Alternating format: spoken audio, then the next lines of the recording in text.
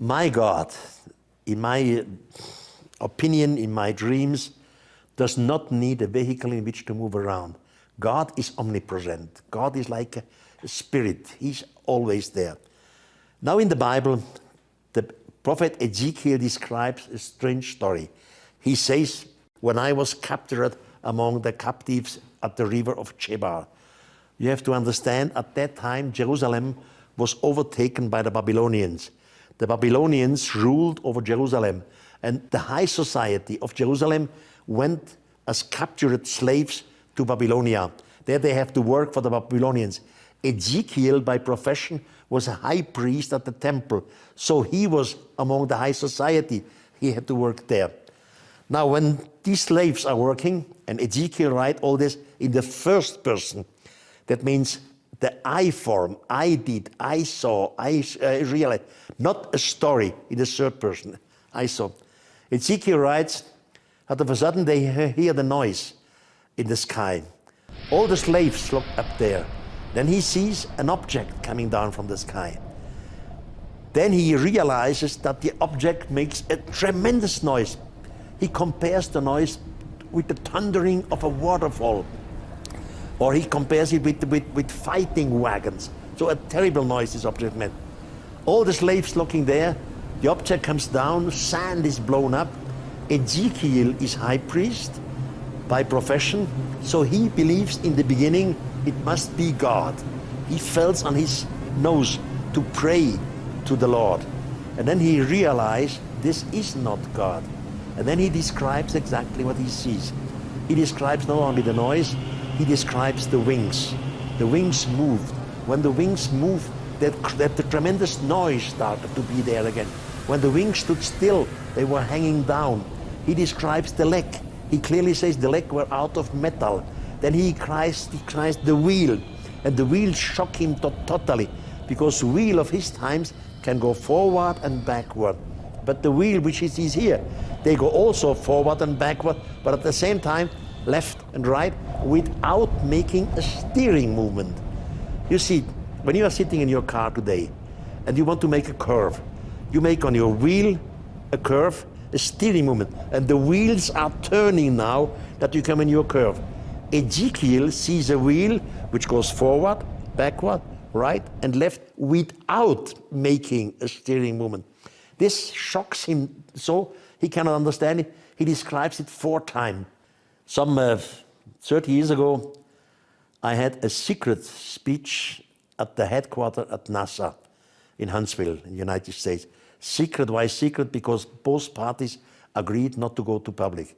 I did not say a word at that time, and the other part not. And on this speak, I also talk about 5 minutes about Ezekiel.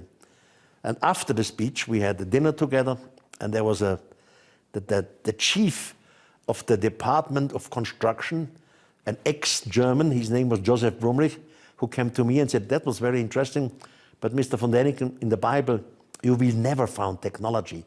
The Bible, this is imagination. These are dreamings, these are visions, these are visions, but not technology. Anyhow, he said, I was the first one who brought him up to Ezekiel. He never read Ezekiel before. Now he will do it. He started to read Ezekiel, and finally he realized that whatever Ezekiel described is real. They have it on their design desk today.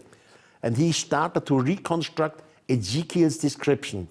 The outcome was a book with the English title, The Spaceship of Ezekiel. And in the foreword of it, Mr. Joe Blumrich, the ex-chief of the construction department at NASA, said, I absolutely started this work to disprove Erich von Däniken's story of Ezekiel.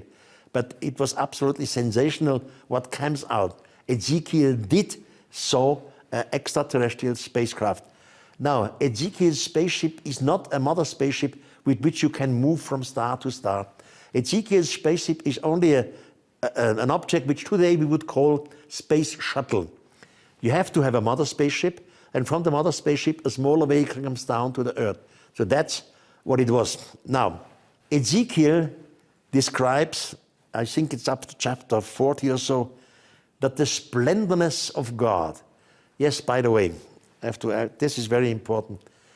I knew the original Ezekiel. I read it first in Hebrew. I did not learn specially Hebrew, but we had a Latin translation. And in the original Ezekiel, the word God never appears, never. Ezekiel says it was the splendorness of the highest. The word God in the Bible only comes in later by the translators. The translator, the splendorness of the highest, he means God. In the original, the word God is never mentioned. So, in theology, they say, well, Ezekiel had a vision. He saw God sitting on his flying chariot. As I said before, for me, God does not need a flying chariot. Now, anyhow, he continues in the book of Ezekiel and he says that the splendorness of the highest arrived a second time. And this time, the hand of the highest put him on the throne. In my view, he was sitting in the co-pilot's chair. And then he describes how they started. He says, and the hand of the highest pressed upon my chest, because he feels the gravity when starting. He does not know where the trip goes, because he says, they brought me on a very, very high mountain. He clearly says, very, very, not just very high mountain, no high mountain, very, very high mountain. He doesn't know where he is. He looks down and he sees under him something like a city, a small city or a big village. And in the center of it, something like a temple. Now the word temple again, we had to analyze. What was a temple for our forefathers? A temple was a place where the gods were living. Later, we made temples, churches, in believing that now God will come into there. But in the original time. So, he saw something like a temple in this big village or small city. He is sitting himself in the splendorness of the God on the co-pilot seat. The splendorness of the Lord comes to a standstill over the temple. Slowly, slowly, he sinks inside the so-called temple. And Ezekiel realized at that moment that the noise of the wings were this time higher and louder than what he had heard before in the desert, because now the echo comes back from the walls of the so-called temple. Then it comes to a standstill. Ezekiel gets out of the space shuttle, and of a sudden a glittering being appears again, one of the strangers, and he says to Ezekiel, "Oh humans, you have eyes to see, but you see nothing, and you have ears to hear, but you hear nothing." And then the man in glittering suit gives Ezekiel a measuring device and orders him to measure this whole building, the so-called temple. Ezekiel, in the meantime, he understands that this has nothing to do with God. So he has courage. He asks back to the glittering man, why? Why should I measure this temple? And the other one says, that's the reason why we brought you here, humans. So Ezekiel starts to measure length and wide and how many stairs, etc. All this you can read in the Bible, all the measurements of the so-called temple. Now in Germany, we had a German engineer, his name is Hans Herbert Bayer. And he read these measurements and he asked himself, is this a true building or is it just imagination, fantasy? Because the theologians say this temple, this building is a future temple in a future Jerusalem. But the German engineer wanted to know, is this a real object? And he started to calculate exactly according to Ezekiel's measurement. And out comes a building which looks today like a stadium, like a football stadium. And then this German engineer came to me and I saw his calculations, absolutely precise. I asked him, have you ever heard of NASA, of Mr. Blumrich's reconstruction? Because NASA did only reconstruct the splendorness of the highest, which means the shuttle, while the German engineer was only reconstructing the so-called temple. So one have the splendorness of the highest and the temple. So I brought the two men together, the German engineer and the NASA engineer. And the space shuttle fit perfectly into the temple by every centimeter. The so-called temple was nothing else but the base station for the extraterrestrial shuttle. They had to come to a standstill, they had to repair it, they had to do something. And we have definitely a proof of all this. And here, at least for me, something is very, very important. You see, when you read the Bible, just as a normal people, you read, and the temple will be so and so long, the temple will be so and so large, will be so and so high, etc. Will be means future. But the original Ezekiel has nothing written in the future. I know the original, I translated it myself. In the original he says, the building is so and so long, is so and so large, etc. How can this future, this form in grammatic of the future? The theologians believe that Ezekiel had a vision of the Almighty God.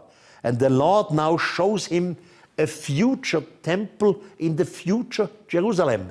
Now the Semitic language, the original Semitic language, has no vocals, has no A, E, O, U, has only consonants.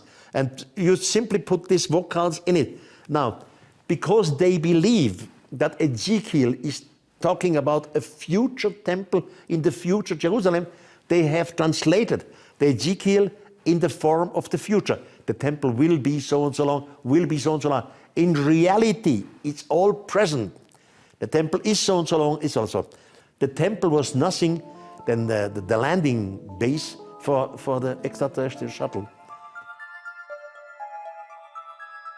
Imagine there is a group of humans working as slaves for the Babylonian on a river with the name of Chebar.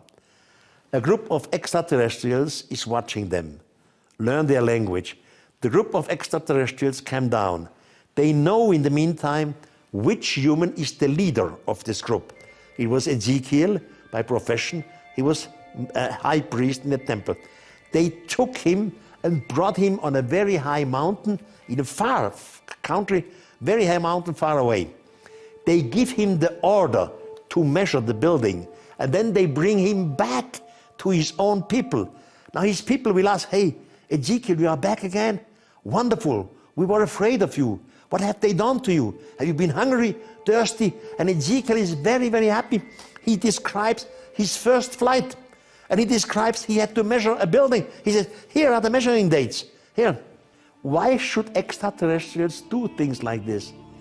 They knew exactly.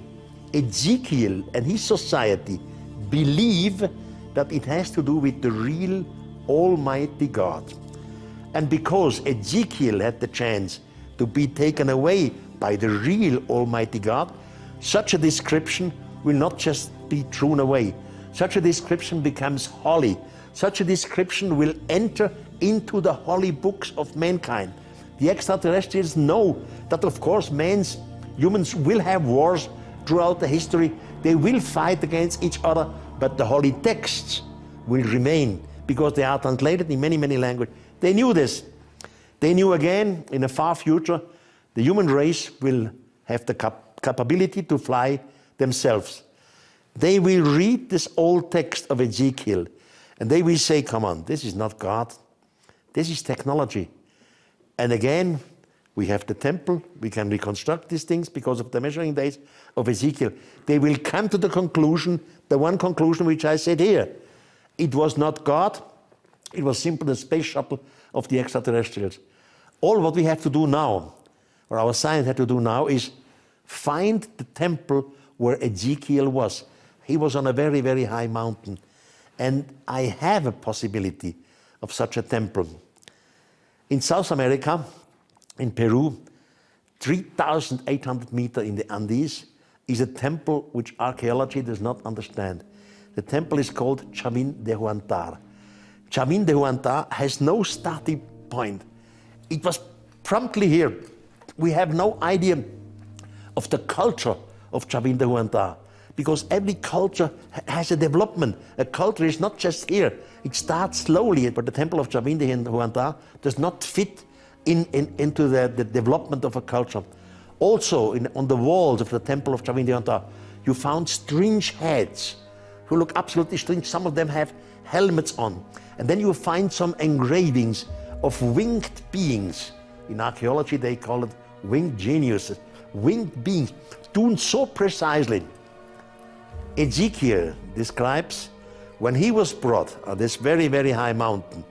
He said, they come down to the so-called temple. The temple was nothing but the base camp of the extraterrestrial.